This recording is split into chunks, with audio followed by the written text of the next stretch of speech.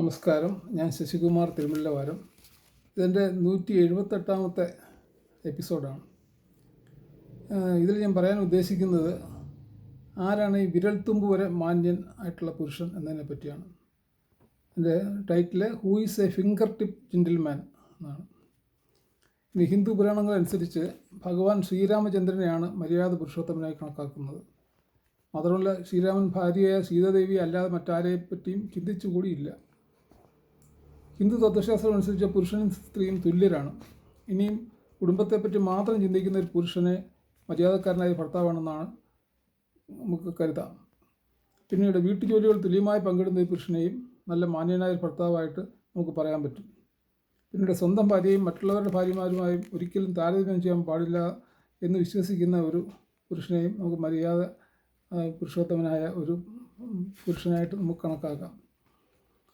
അതുകൂടാതെ ഭാര്യാഭർത്തൃ ബന്ധത്തിലുള്ള ഒരു പ്രശ്നങ്ങളും മൂന്നാമതായി ഉള്ള ഒരാളോടും ചർച്ച ചെയ്യാൻ പാടില്ലെന്നാണ് പറഞ്ഞിരിക്കുന്നത്. പിന്നെ ഭാര്യയുടെ വികാരങ്ങൾ ബഹുമാനിക്കുന്ന ഭർത്താവും ഒരു മാന്യനായ ഭർത്താവ് തന്നെയാണ്. ഇനിയും ഗിഫ്റ്റ് നൽകുമ്പോൾ അതിൻ്റെ വില നോക്കാതെ സന്തോഷിപ്പിക്കാനായി ഒരു പുഷ്പം കൊടുത്താലും മതി. ഭാര്യയെ ആ ആത്മാർത്ഥതയോടു കൂടി ഭാര്യയോട് പെരുമാറുന്ന ആളിനെ മര്യാദ പുരുഷോത്തമൻ എന്ന് തീർച്ചയായിട്ടും പറയാൻ പറ്റും, മാന്യനായ പുരുഷനെന്ന് പറയാൻ പറ്റും. ഇനിയും പരിശുദ്ധ ബൈബിൾ അനുസരിച്ച് ഒരു മാന്യനായ പുരുഷൻ എന്ന് പറയുന്നത് കരുണയും സ്നേഹവും ആത്മാർത്ഥതയും ക്ഷമയും ആത്മനിയന്ത്രണവും ഉള്ള ആളുകളെയാണ് പറയുന്നത്. പിന്നെ മാത്രമല്ല, ബൈബിൾ അനുസരിച്ച് യേശുക്രിസ്തു തന്നെയാണ് മാന്യനായ പുരുഷനുള്ള ഏറ്റവും നല്ല ഉദാഹരണം. അത് മാത്രമല്ല, ബൈബിൾ വീണ്ടും പറയുന്നത് ശരിയായ ഒരു ക്രിസ്ത്യാനി എപ്പോഴും മാന്യൻ തന്നെ ആയിരിക്കുമെന്നാണ്. ശരിയായിട്ടൊരു ക്രിസ്ത്യാനി എന്ന് പറയുന്നത് മാന്യനായ ഒരു പുരുഷനായിരിക്കും എന്നാണ് യേശുക്രിസ്തു പറഞ്ഞിരിക്കുന്നത്. ഇനി മറ്റുള്ളവരുടെ കരുണ കാണിക്കുന്ന ഏതൊരാളും മാന്യനാണ് എന്നാണ് യേശുക്രിസ്തുവും പറഞ്ഞിരിക്കുന്നത്. വീണ്ടും അദ്ദേഹം പറയുന്നത്, നിങ്ങൾ ഒരിക്കലും ഒരാളെയും കഠിനമായ വാക്കുകൾ കൊണ്ട് അവരുടെ മനസ്സിനെ മുറിവേൽപ്പിക്കരുത്. പിന്നെ നിങ്ങളെ നോവിച്ചാലോ അവമാനിച്ചാൽ പോലും നിങ്ങൾ തിരിച്ച് ദേഷ്യപ്പെടുകയോ ചെയ്യാൻ പാടില്ല എന്നാണ് പിന്നെ യേശുക്രിസ്തു ബൈബിളിൽ പറഞ്ഞിരിക്കുന്നത്. ഇനി അതുമാത്രമല്ല, ശരിയായൊരു ക്രിസ്ത്യാനിക്ക് മാന്യത തീർച്ചയായും ഉണ്ടാവണം എന്ന് തന്നെയാണ് അദ്ദേഹം നിഷ്കർഷിച്ചിരിക്കുന്നത്. പിന്നെ മനുഷ്യർക്ക് കിട്ടുന്നൊരു വരമാണ് ഈ മാന്യത. അതായത് ഒരു ഗുണം തന്നെയാണല്ലോ, ഒരു മനുഷ്യനുള്ളൊരു ഗുണം തന്നെയാണ് ഈ മാന്യത എന്ന് പറയുന്നത്. അത് നല്ല രീതിയിൽ നമ്മൾ വളർത്തിയെടുക്കുകയും വേണം. ശരിയായിട്ടുള്ളൊരു മാന്യനായ വ്യക്തി എപ്പോഴും ദൈവത്തിൻ്റെ മനസ്സിന് മുമ്പിൽ അനുസരണമുള്ളവനായിരിക്കുകയും വേണമെന്നും ബൈബിളിൽ പറഞ്ഞിട്ടുണ്ട്. പിന്നെ പരിശുദ്ധ ഖുർആനിൽ പറയുന്നത്, മാന്യനായ ഒരു ഭർത്താവ് എപ്പോഴും ഭാര്യയുടെ എല്ലാ ആവശ്യങ്ങളും കണ്ടറിഞ്ഞ് ചെയ്യുന്നവനാണ്.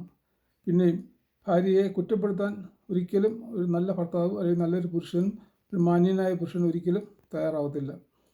അല്ലാഹുവിൽ തന്നെ വിശ്വസിച്ച പാവങ്ങൾക്ക് ആഹാരം നൽകിയും കൈക്കൂലി ഒഴിവാക്കിയും അന്യരെപ്പറ്റി നല്ലത് മാത്രം ചിന്തിച്ചും മാതാപിതാക്കളോട് സ്നേഹത്തോട് പെരുമാറുകയും ചെയ്യുന്ന ആളിനെയും ഒരു മര്യാദ പുരുഷോത്തമനായിട്ടുള്ള ഒരു പുരുഷനായിട്ട് നമുക്ക് കണക്കാക്കാം.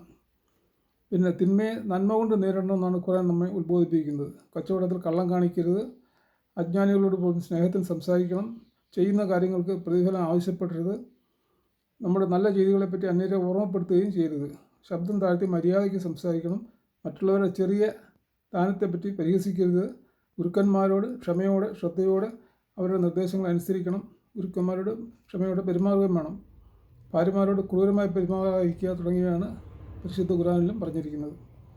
എൻ്റെ അഭിപ്രായത്തിൽ പറഞ്ഞാൽ ഒരു മര്യാദക്കാരനായ ഒരു വിരൽത്തുമ്പ് വരെ മാന്യനായ പുരുഷൻ എന്ന് പറഞ്ഞ് താഴെ പറയുന്ന കാര്യങ്ങൾ അനുസരിക്കുന്ന ആളായിരിക്കണം. ഒരിക്കലും ഒരു തരത്തിലുള്ള ലഹരി വസ്തുക്കൾ ഉപയോഗിക്കുന്ന ആളാവരുത്. പിന്നെ സ്ത്രീകളോട്, പ്രത്യേകിച്ച് വയസ്സായ സ്ത്രീകളോട് ബഹുമാനത്തോടെ പെരുമാറണം. ഇനിയും ചെറുപ്പക്കാരികളെ സ്ത്രീകളെപ്പോലും മാന്യമായി അവരോട് പെരുമാറണം. പിന്നെ ഒരു സഹോദരിയെ പോലെ സംരക്ഷണം ചില സാഹചര്യം ഉണ്ടായാൽ അതിന് നമ്മൾ ഒരു സഹോദരിയെ പോലെ തന്നെ ചെറുപ്പക്കാരികളോട് പെരുമാറാൻ പഠിക്കണം.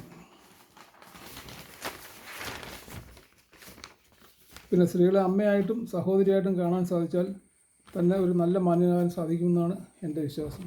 ഇത്രയാണ് ഇതിനെപ്പറ്റി പറയാനുള്ളത്. നന്ദി, നമസ്കാരം.